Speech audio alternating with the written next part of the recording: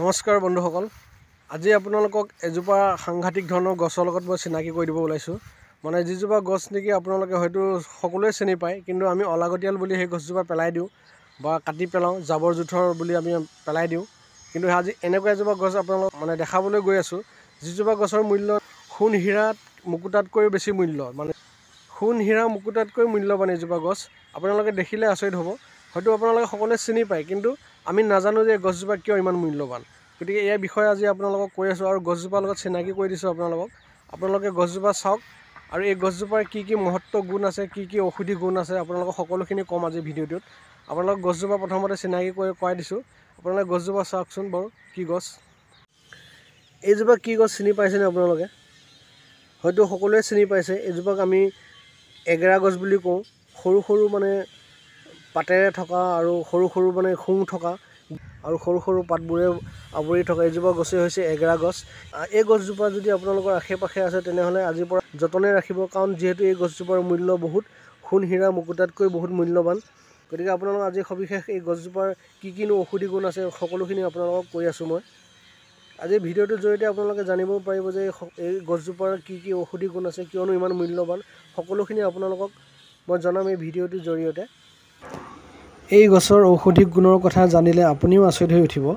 এই গছজোপা বহুত শক্তিশালী আৰু ঔষধি গুণেৰে ভৰপূৰ। আপোনাৰ যদি চুলি সৰা সমস্যাত ভুগিছে বা চুলি সৰিছে, তেনেহ'লে এই এগেৰা গছৰ পাত 2-3টা লৈ পিচি পেলাই চুলিত যদি আপুনি লগায়, তেনেহ'লে চুলি সৰা বন্ধ হৈ পৰে আৰু খুব সোনকালে আপোনাৰ চুলি গজি উঠিব। যদি আপোনাৰ মূৰৰ বিষ হৈছে বা মূৰৰ বিষত ভুগি আছে, তেনেহ'লে এগেৰা গছৰ পাত 2-3টা পিচি লৈ 2-3 টোপালমান উলিয়াই লৈ দৈৰ লগত মিহলাই যদি আপুনি মালিচ কৰে, তেনেহ'লে খুব সোনকালে আৰাম পোৱা যায়। এনেদৰে এগেৰা গছৰ পাতৰ বা গুটিৰ বহুতো ঔষধি গুণ আছে।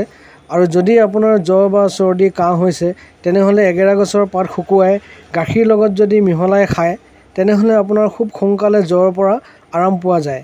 গতিকে আপোনালোকে আজি এই ভিডিঅ'টোত গম পাইছে যে এগেৰা গছৰ পাত বা গুটি, এগেৰা গছজোপা আমাৰ কাৰণে কিমান মূল্যৱান এবিধ উদ্ভিদ। গতিকে আমি এই এগেৰা গছজোপাক অলাগতিয়াল জাবৰ জোঁথৰ বুলি পেলাই দিব নালাগে। গতিকে আপোনালোকক আজি ভিডিঅ'টোৰ জৰিয়তে আপোনালোকক মই জনাইছোঁ এই এগেৰা গছৰ যে কিমান মূল্যৱান, কিমান এটা মানে মহত্ব গুণ আছে, কিমান এটা ঔষধি গুণ আছে। গতিকে আপোনালোকে এই ভিডিঅ'টো যিমান পাৰে সিমান শ্বেয়াৰ কৰক, আপোনালোকৰ লগতে আৰু যাতে 10জনে জানিব পাৰে এই এগেৰা গছৰ ঔষধি গুণৰ কথা। গতিকে আপোনালোকে যিমান পাৰে সিমান ভিডিঅ'টো শ্বেয়াৰ কৰক। আৰু বহুতো এনেদৰে ঔষধি গুণ আছে এগেৰা গছৰ।